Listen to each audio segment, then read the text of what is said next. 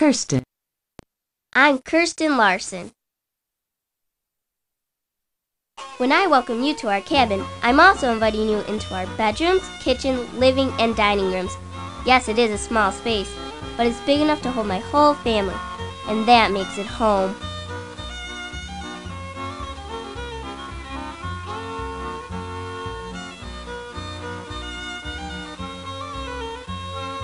A coffee mill was not just used to grind coffee. Pioneers also ground their dried spices in the mill. The spices were used to cook delicious traditional foods.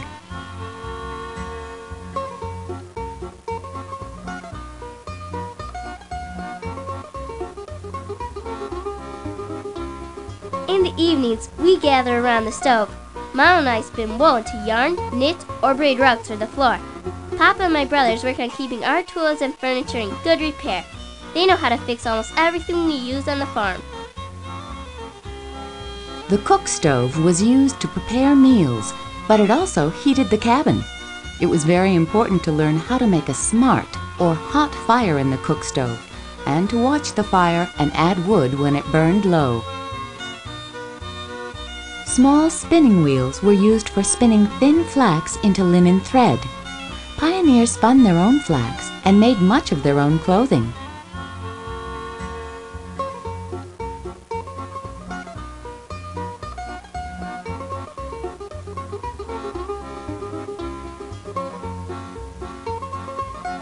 When people decided to come to America, they could bring only their most important things with them. They filled trunks with clothes, blankets, tools, and food for the trip.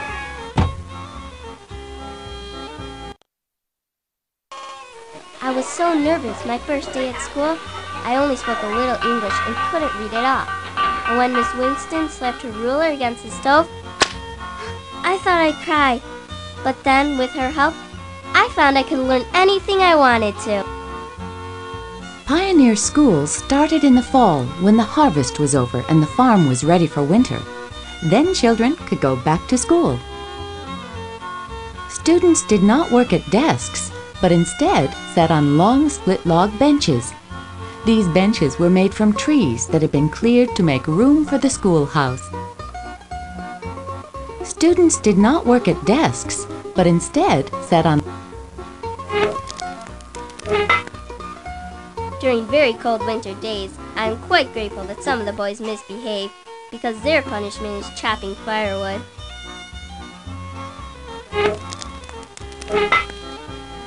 During very cold winter days, I am quite grateful that some of the boys The only source of light in the schoolroom was a small whale oil lamp. Whale oil fuel was used until the late 1850s, when kerosene became available.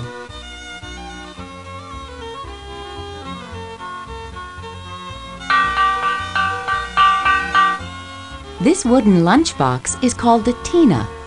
Swedish pioneers made tinas out of thin strips of wood and decorated them with painted or wood-burned designs.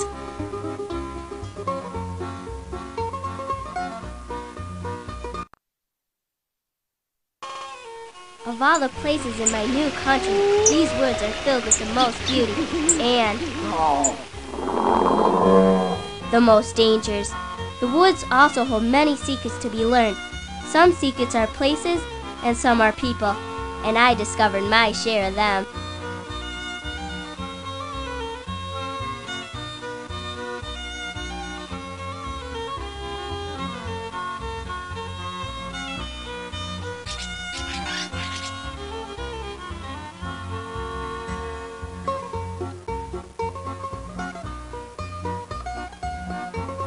During the wintertime, fur traders trapped for animals in the woods. Most traders lived in temporary shelters like this cave to keep them safe from the cold and wild animals. In winter, moose paw through the snow to reach the plants underneath. If the snow is too deep, the moose snap off young trees by climbing on top of them until they bend and break.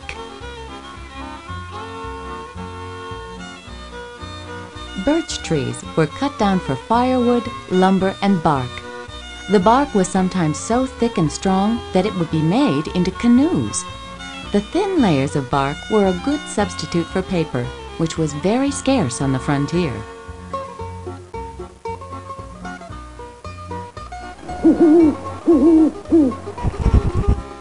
Papa taught us that when you see an owl start to hunt, night is coming and it's time to go home.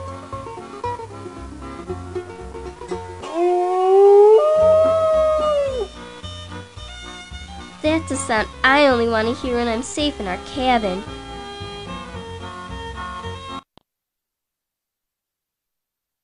So much goes on here. Our friends gather to share news, we get mail, and we buy or trade with Mr. Burkoff for tools and supplies for the farm. We have many things to trade. We also have 2 big crocks of basswood honey. Pioneers picked up their mail at the general store. In 1854, the person receiving a letter had to pay the postage, not the sender. If someone didn't have enough money to pay the postage, he or she couldn't claim the letter. White sugar was expensive, so pioneers were always glad to find or buy honey to use instead. Settlers who found bee trees carved their initials into them to show that they owned the honey. Oh, a beautiful cloth! I'd like to have a dress made from any one of these fabrics.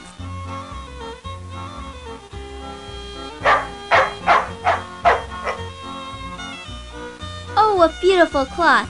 I'd like to have a dress made from any one of these. Get it up, Ka!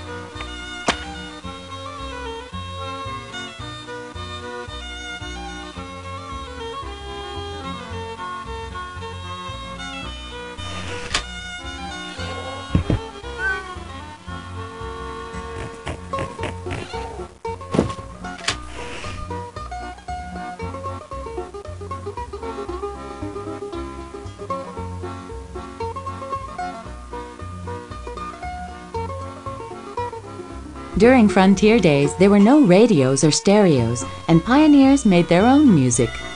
Concertinas, which were played like accordions, were popular on the frontier because they were small and portable. Kirsten. In Sweden, St. Lucia Day is my favorite part of Christmas, but my cousins here have never even heard of it. Papa must get our trunks from town so I can wear my special St. Lucia costume and show them all just how wonderful a celebration it is.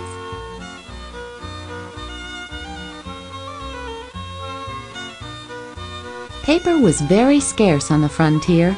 When students needed to write, they used slates. The slates could be erased and used again and again. When a student did well, the teacher would give out a reward of merit.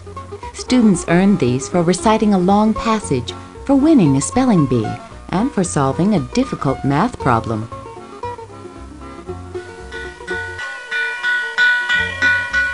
Brass bells were used to call the students into class each morning.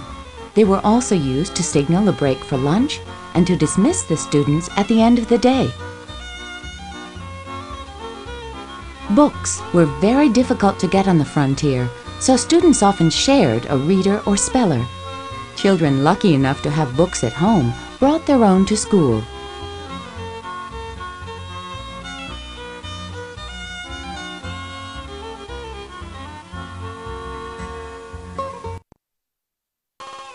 Our trunks have finally arrived from Sweden. It's been so long. I want to open one and get my precious doll Sari right now. But Papa says we don't have time. We must hurry home before the snow and wind get any worse. Flour, apples, fish, salt, and many other foods were sold out of handmade barrels. Settlers brought their own jugs, baskets, and cloth sacks for taking the food home.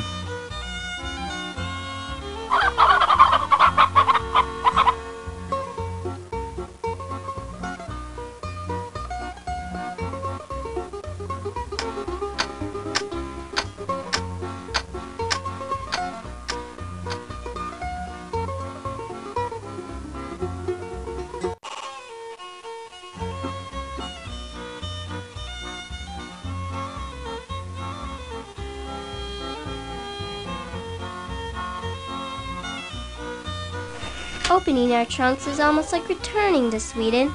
Our precious things bring up so many memories.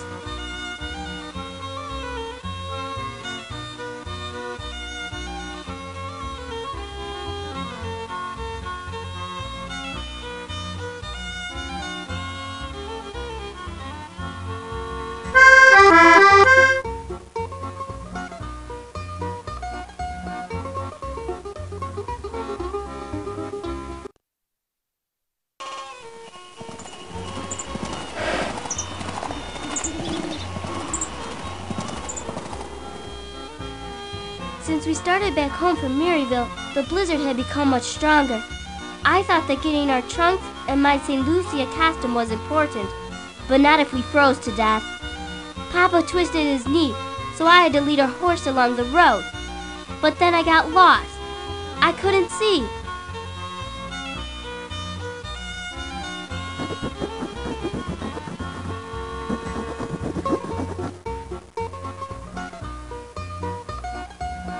To find their direction in snowy woods, pioneers looked at how the snow lay on the trees. Snow melted more slowly on the chilly north side of tree trunks and branches.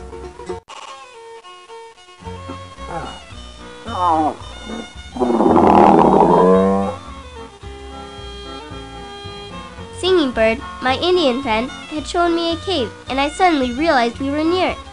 It wasn't big, but when we were lost, it saved our lives. Large streams rarely froze solid in the winter. Settlers who did not live close to a running stream melted snow for drinking water. Pioneers got many things that they needed from the land around them. They used lumber for building their cabins and barns from the forests. They also hunted animals, found plants to eat, and fished in streams filled with fresh, clean water.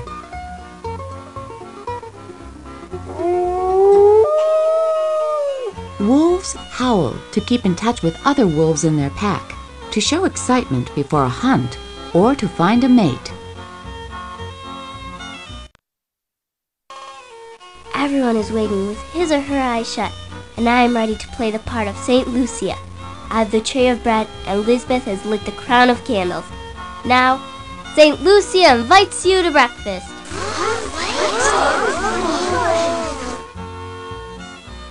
Pioneers bought rice, sugar, and spices at the store to make Swedish rice porridge called skånska grut.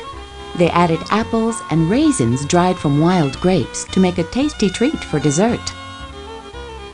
Pioneers made their own tallow candles by dipping wicks into melted animal fat or by pouring the fat into molds. In pioneer days, there were no washing machines for clothes. Women would boil the clothes in water on the stove and then rub them against the washboard with homemade soap. Swedish immigrants celebrated holidays just as they had in Sweden. The traditional Swedish Yule celebration begins with St. Lucia Day on December 13th to mark the longest winter night. The Christmas tree was a German tradition. Kirsten's family might have learned about it from their German neighbors.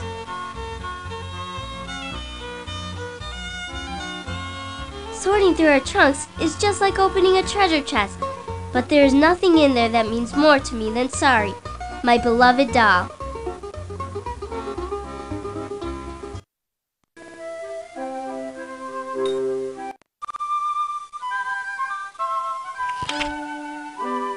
On St. Lucia Day, Kirsten offered everyone steaming hot coffee and Lucia buns. Kirsten's skirt has beautiful braid at the waist and bands of red and green at the hem. It was just like a traditional festival costume girls wore in Sweden. For variety, Kirsten sometimes wore a collar of knitted lace to school. Kirsten wore her work dress to school in the winter. It was made of warm wool. When Kirsten and Papa left to get the family's trunks from town, Kirsten had no idea she wouldn't be returning until the very night she had planned to dress as St. Lucia. Kirsten's traditional dirndl skirt, blouse, and vest looked almost exactly like what other girls and women wore in the part of Sweden she was from, but it was very different from American fashions. Kirsten's dress had removable cuffs and a removable collar. Washing them separately made a pioneer's wash day easier. Kirsten brought her apron with her from Sweden. It protected her first American dress and reminded her of her homeland. A pioneer girl had only one or two dresses that she wore all the time. When she wanted to dress up, she put a white pinafore on over her dress. Kirsten's summer striper dress had grow stripes sewn into the skirt. The stripes could be let down as Kirsten grew taller. Kirsten's sweater was knit with undyed wool from white and black sheep. On St. Lucia Day, Kirsten, for variety, on the frontier, gifts had to be handmade. Kirsten's friends made her a wreath of wild daisies for a birthday crown. In Sweden, girls and women wore scarves instead of bonnets. They were so stiff with starch that girls left them tied and took them on and off just like bonnets. Freckles and suntans were not fashionable in 1854. The wide brim and back ruffle of Kirsten's sunbonnet protected her neck and face from the hot sun. On the 4th of July, Papa surprised Kirsten by buying her a straw hat from Mr. Berghoff's store. It was so much cooler than her sunbonnet. Kirsten's hat was knit in a two-color pattern that made the knitting double thick for extra warmth. Swedish immigrants celebrated holidays just as they had in Sweden. The traditional Swedish Yule celebration begins with St. Lucia Day.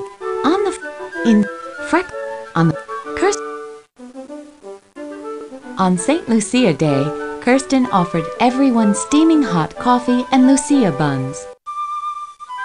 In Sweden, women and girls made woven bed coverings and cloths. Quilting was a new American skill that Kirsten was proud to learn. It was a Swedish tradition for young girls to place 7 different kinds of wildflowers underneath their pillows on midsummer, a special holiday. When they went to sleep, they hoped to dream about the boy they would marry someday.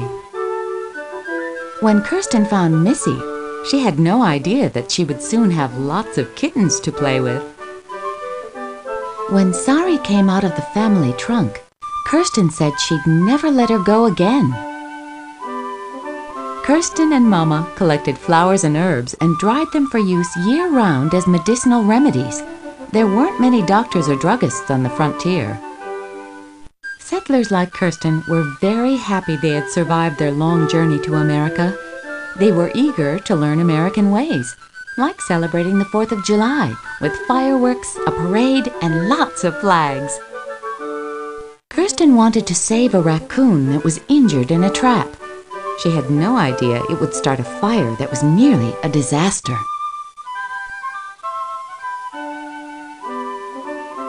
Kirsten wore warm fur boots when she worked on the trapline with Lars. Sturdy leather boots were practical for a pioneer girl. She was on her feet working nearly all day. Sturdy leather boots were practical for a pioneer girl. She was on her feet working nearly all day. Kirsten's new red boots were just right for the 4th of July. They made her outfit red, white, and blue. Kirsten wore flannel underwear and 2 pairs of wool stockings under her skirt. Minnesota winters were very cold. Sturdy leather boots were practical for a pioneer girl. Kirsten wore flannel underwear and 2 pairs of wool stockings under her skirt. Kirsten knit special red and white stockings to wear with her St. Lucia outfit.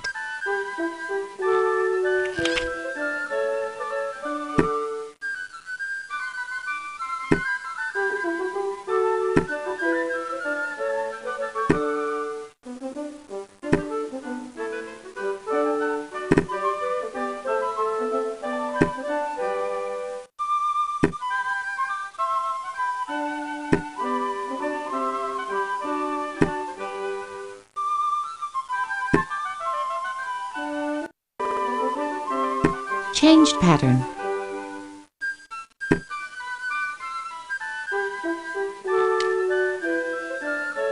Save dress.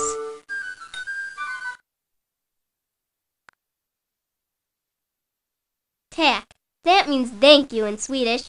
So I say tack for making me such a fine elf. I hope my teacher, Miss Winston, doesn't get mad when I wear this beautiful dress to school, because I know it will start all my friends chattering. When I'm not wearing these lovely clothes you've made for me, I will keep them safe in our This dress you made for me is as beautiful as a spring day in the North Woods. When my Indian friend Singing Bird sees this wonderful dress you've made for me, I know she'll use the word I taught her, pretty. Wearing these clothes makes me feel very special. This dress is so lovely. I'll wear it on my next trip into town. To be dressed in this finery you've made is like getting a Christmas, birthday, and surprise present all in one. I feel special when I wear dresses as lovely as this one. I know my cousin Anna will want to borrow these beautiful dresses you've made. I never thought I'd like a dress as much as I like this one. Wearing these clothes makes me feel like a princess. Papa says my honey gives us enough money to let Peter, my brother, and I choose special gifts. Peter wants a knife, and I'm choosing a light, cool straw hat like Lisbeth.